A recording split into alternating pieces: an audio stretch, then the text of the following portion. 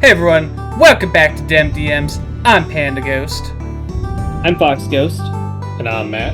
And today, we're going to talk about how to homebrew magic items that won't break your next D&D campaign. So if everyone's ready, let's slide on in. First up, you'll need to ask yourself, who is this item for? And the answer to this question falls into 3 categories. The first category you gotta consider is having that magic item be for a specific player. This can give benefits to a player's class that they wouldn't normally have or maybe are lacking in. For example, in our current campaign, I multi-classed a rogue into cleric. Thus, I was running lower on the d6s for my sneak attack, so I was getting a little bit, of a return of what my sneak attack should be with my specific dagger. These magic items can also be used to add features to the class that they normally wouldn't have. Again, with my current rogue, I have Fate Ender, and that also gives me resistance to necrotic damage and advantage on saves against the charmed and frightened conditions.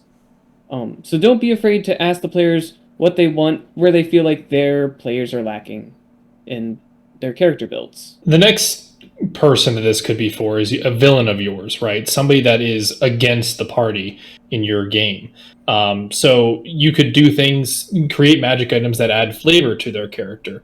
For instance, one of my NPCs, Millie, who started off as somewhat of a kind of lovable, innocent bystander, was given this dagger to kind of give her the feel of being more of an assassin once she was brought over to the dark side, if you will, and allowed her to get some abilities that would benefit her in that regard. As well as we had an instance where I had a succubus character who I wanted to be able to charm one of the players, but I didn't want it to go away in a little bit. I wanted it to be a longer story beat.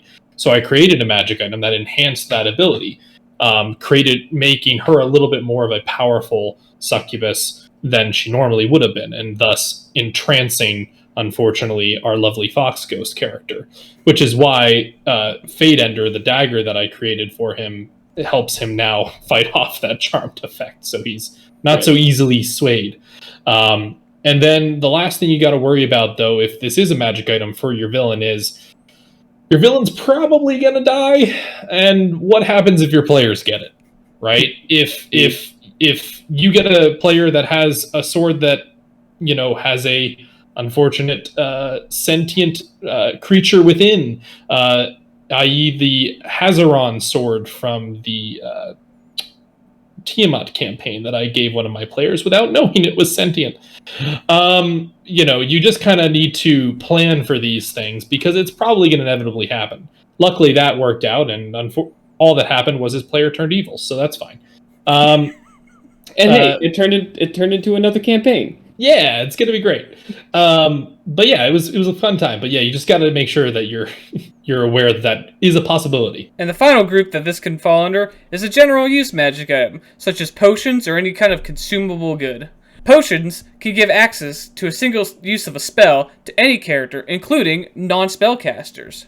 And arrows, such as diamond-tipped arrows, which are really just +1 arrows, can be flavored in any way that is more thematic for your setting. So the next question you gotta ask is, how do you determine power level for these items you are creating? The way 5e handles it, pretty much, is through rarity, which is, how often are they going to come by these items? Are they getting it through questing? Have they bought these items? Are they easily bought? Maybe a potion or whatever is easy to come by, but maybe, a cloak of displacement isn't. Oh, or is it something they just found in a dungeon that they were crawling through? These are ways you can balance the power of these and make sure they acquire them when you feel like they need them to give them a little boost in power. Also, in terms of power level, you gotta make it match with the power level of the enemies that your players are fighting. If it's too powerful, it's gonna make everything too easy. Duh. This can be fixed, though, by allowing your party to gain access to more powerful monsters.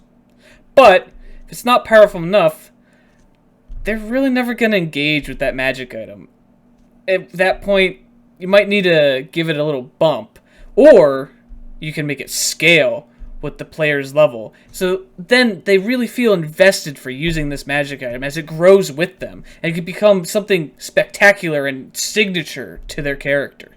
Also, yeah, stay tuned because we're probably going to be talking about artifacts in a future video specifically and how to homebrew those. But the last thing we want to talk about here is validating your magic item with the world that it's existing in, right?